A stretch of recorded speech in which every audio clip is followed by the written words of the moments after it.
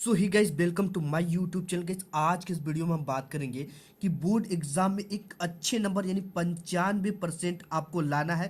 तो ये 5 गलतियां आज से आप भूल कर भी मत करना, ठीक है। इसके लिए मैंने बोर्ड की कॉपी भी ले रखा और बोर्ड में कैसे क्या गलती कॉपी में करते हो आप वो भी मैं यहाँ पे ले रखा हूँ, ठीक है। सब कुछ आपको लाइव प्रूफ दिखाऊंगा।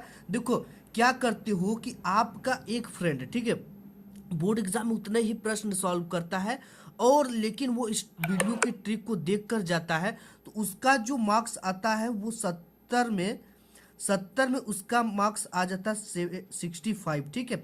और आपका मार्क्स कितना आता है? केवल 55। लेकिन आपने क्या गलती किया आपकी कॉपी में ये आपको देखना है, ठीक है। ये गलती अगर आप देख लेते हो तो ये गलती सुधार लोगे तो आपको बोर्ड एग्जाम में 20 से 15 नंबर इजीली यार बढ़ जाएंगे, ठीक है। तो ये 5 गलतियां को आज से आपको भूल कर भी नहीं करना है। बोर्ड एग्जाम से पहले आपको देख लेना इस वीडियो को, वरना आप बहुत में पछताओगे। जैसे कि हर एक स्टूडेंट बाद में पछताते, कहते यार मुझे ये नहीं पता था, काश पता होता, कोई बता देता तो ये गलती से मैं बच जाता और हमारे नंबर प्लस पॉइंट में हो जाते। टीचर इसी को देखकर पास या फेल करता है, ठीक है। तो इसी को टीचर देखकर पास फेल करता है। तो ये गलतियां आपको आज से ही सुधार लेना है। तो सबसे पहले आपको क्या करना है, देखो मैं हर एक चीज डिटेल्स में बताऊंगा, केवल आपको थोड़ा सा समय देना है और वीडियो को लास्ट तक देखना है। लास्ट तक देखते हो तो आपको बहुत ज्यादा फायदा होगा, ठीक है। बोर्ड एग्जाम की कॉपी में शुरू के जो 2 पेज अच्छी हैंड राइटिंग से लिखे वो कट पिट बिल्कुल ना करें। ये देखो इसलिए आवश्यक है कि जो 2 से 3 पेज होते हैं ना, टीचर एग्जाम में जो एग्जामिनर होता है वो काफ़ी ज़्यादा फास्ट होता है और आपके शुरू के 2 से 3 पेज को ही देखता है, ठीक है। ये 2 से 3 पेज देख लिया कि जो स्टूडेंट है वो अच्छा किया है और जितना पूछा गया उतना ही सॉल्व किया है और बिल्कुल फ्रेश हैंड राइटिंग अच्छी है, तो आपको उसी के हिसाब से एक औसत यानी एवरेज नंबर देता चला जाता है, ठीक है।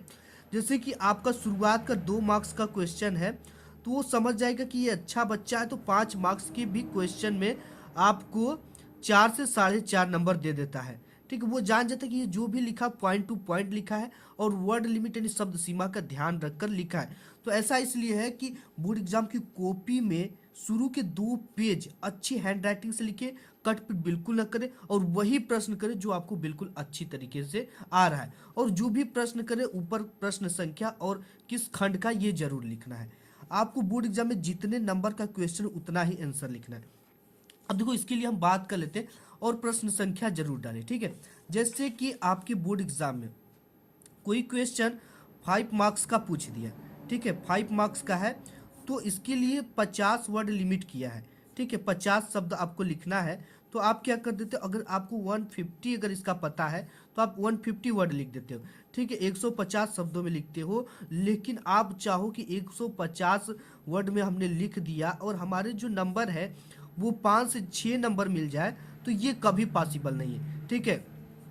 तो आपका इसमें नुकसान क्या होगा कि आपका जो क्वेश्चन है वो छूटने के चांसेस रहेंगे और आपको नंबर नहीं मिलेगा, ये गारंटी है।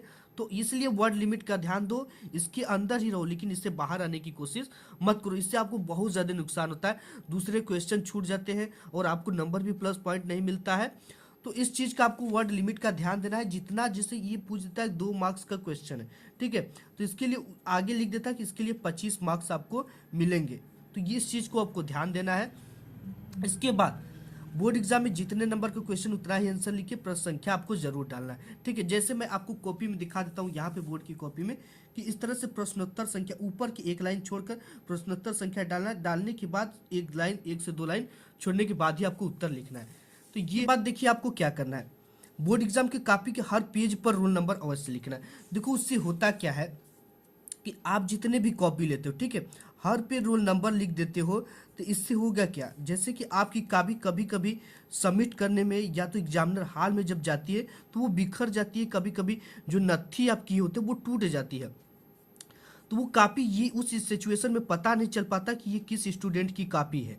तो अगर आप सभी पे अपना रोल नंबर लिख दोगे तो एग्जामिनर क्या होगा कि जान जाएगा कि ये इस बच्चे की कॉपी और उसके साथ लगाकर उसे क्या कर देगा, चेक कर देगा। और हाँ, अगर सब पेज पर आप अपना रोल नंबर लिख देते हो तो इससे एक फायदा आपको और होता है, ठीक है, क्योंकि जो क्लास वाले होते हैं ना, जिस बच्चे कमजोर होते हैं जो उनके परिचित किए तो आपकी कॉपी के पेज फाड़ कर उसमें नत्थी कर देते हैं, स्टेपलर मार देते हैं। तो इस चीज़ से भी आप बच जाओगे, ठीक है, क्योंकि आपकी कॉपी कोई नहीं बदल सकता, उस पर आपके रोल नंबर लिखे हुए हर एक पेज पर।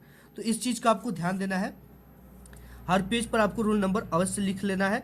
इसके साथ ही साथ बोर्ड एग्जाम की कॉपी में बीच बीच में सादा पेज आपको कभी भी भूल कर नहीं छोड़ना। ऐसा करने पर देखो जब टीचर कॉपी चेक करता है, ठीक है, यहाँ से 1 से 2 एक पेज चेक किया, 2 पेज चेक किया, और यहाँ पे आपने एक पेज को क्या कर दिया, सादा छोड़ दिया, और इसके बाद फिर तीसरा पेज आपने लिखा। तो देखो जब टीचर क्या होता है, काफ़ी फास्ट होता है, और पर कापी चेक करने का उसे 15 रुपया मिलता है। तो यहाँ से एक कापी चेक किया, 2 कापी चेक किया, इसके बाद सोच लेता है कि ये सादा है, इतने पर ये क्या करता है, इसको सबमिट कर देता है। तो आपको ये गलती नहीं करना है। सादा है, अगर आप शुरू में देख लो, अगर उस पर पाई लाइनिंग नहीं है तो आप दूसरी कॉपी की डिमांड कर सकते हो, ठीक है। सादा भी लिखते हो तो लिख दो कि उसके आगे क्वेश्चन किया गया है, तो इससे एग्जामिनर उसको पलट देगा, ठीक है। तो आप सादा पेज कभी भी भूल कर ना छोड़े, ऐसे में आपके नंबर कटने के चांसेस रहेंगे और बाद में परेशान होने के चांसेस रहेंगे। तो सादा पेज आपको भूलकर भी नहीं छोड़ना है। और सबसे पहले आपको अपने 10 अंक के रोल नंबर, ठीक है, इसको क्या करना है, देखो जैसे मैं आपको रोल नंबर दिखा देता हूँ, यहाँ पे लिखना होता है, ठीक है। अनुक्रमांक भी 10 नंबर का होता है, और यहाँ पे आपको अपना रोल नंबर लिखना पड़ेगा, ठीक है। और देखो कहाँ पे लिखना है, 10 अंकों का रोल नंबर शब्दों अंकों में लिखकर प्रैक्टिस कर ले, ये आपको कहाँ काम देगा। ये देखो जैसे बोर्ड की कॉपी है, ठीक है, तो यहाँ पे देखो परीक्षार्थी सभी प्रविष्टियां शुद्ध एवं स्पष्ट रूप से स्वयं भरे। परीक्षार्थी का अनुक्रमांक ये अंकों में हो गया, ठीक है। इसके बाद परीक्षार्थी का अनुक्रमांक शब्दों में, इसी को 1 को 1, 2 को 2, 2 2, 3 2 2, 6 3, इस तरह से लिखना होता है। तो इस चीज़ का आपको ध्यान देना है कि आपके रोल नंबर जो है उसको क्या कर लेना, अच्छी तरीके से शब्दों अंकों में लिखकर प्रैक्टिस कर लेना, आपको इससे बाद में प्रॉब्लम ना हो। इसके बाद बोर्ड एग्जाम में केवल आपको ब्लू एंड ब्लैक पेन का यूज करना और ब्लैक स्केच का यूज करना है, ठीक है। लाल व रंगीन पेन का आपको बिल्कुल यूज नहीं करना है बोर्ड एग्जाम में, ऐसा करने से आपके नंबर कट जाएंगे, ठीक है। तो इस चीज़ का आपको ध्यान रखना है। इसके साथ ही साथ एग्ज़ाम सेंटर पर आपको 1.5 घंटा पहले घर से निकलना है। अगर आपका एग्ज़ाम सेंटर, देखो जो एग्ज़ाम सेंटर बनता है वो आपका 12 किलोमीटर के अंतराल पे बनता है, ठीक है। ये 10 से 12 किलोमीटर का रेंज होता है जहाँ पे आपका एग्ज़ाम का सेंटर बनता है। तो आपको इसको ध्यान देना है कि हमें एग्ज़ाम सेंटर पे कितने देर पहले निकल जाना है, 1.5 घंटा पहले निकलना है। और साधन जो है उसका अच्छी तरीके से तेल उल होना चाहिए, बिल्कुल। इससे क्या होगा कि अगर बाद में आपको रास्ते में कोई भी प्रॉब्लम होती है तो इतना समय रहेगा तो आपके पास अच्छी तरह से आप मेंटेन कर लोगे। इसके साथ ही साथ एग्जाम सेंटर पे आपको रोल नंबर, ब्रेंच चेंजिंग हो जाता है, और सब कुछ बैच ब्रेंच इस रूम से उस रूम में बदल जाता है। रोल नंबर देखना है, कहाँ पे बैठना है, कहाँ पे सब कुछ करना है, ये सब चीज़ें आपको अच्छी तरीके से जानकारी हो जाती है, और आपके अंदर की जो डर है, हड़बड़ाहट है, घबराहट है, ये कम हो जाता है। तो ये एग्जाम सेंटर पर आपको 1.5 घंटा पहले घर से निकलना है। अगर देखो जो लड़कियां होती है होम सेंटर होता है तो उनको 1 घंटा पहले निकलना है। इसके बाद एग्जाम हॉल में जब भी आप जाओ तो आसपास अच्छे से देख लो, खुद की तलाशी कर लो, कोई चिट्ठा पुर्जा मिले तो उसे फेंक दो, ठीक है। कभी कभी कोई चिट्ठा ले लेते हो तो अपने क्या करते, याद करते करते जेब में रख लेते हो। ऐसे स्थिति में क्या होता है कि जब एग्जामिनर आता है तो आपकी तलाशी कर देता है, तो आपको चिट्ठा मिल जाता है जिससे आपको वो रिस्टिकेट कर देता है। तो आपको इससे बचना है। और साथ ही साथ अगर आपके आसपास पुर्जा दिखाई दे तो एग्जाम से पहले आप उसको फेंक दें, ठीक है। ऐसा करने से आप बच सकते हो रिस्टिकेट होने से।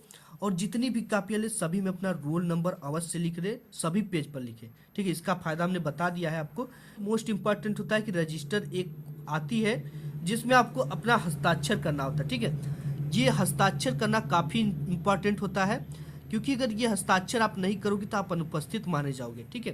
तो आपको बोर्ड एग्जाम में इस रजिस्टर में हस्ताक्षर यानी प्रेजेंट करना, अपना नाम लिखना होता है, जहाँ पे आपका क्या होता है आईडी कार्ड वगैरह सब कुछ होता है, उसी के सामने आपको साइन करना होता है। अब बोर्ड एग्जाम में आप जब भी जाओ तो अपने 2 आईडी कार्ड लेके जाओ, एक रोल नंबर वाला, एक विदाउट रोल नंबर वाला, ठीक है, जिससे कि आपको एग्जाम सेंटर में एंट्री मिल सके, वो आईडी कार्ड होता है।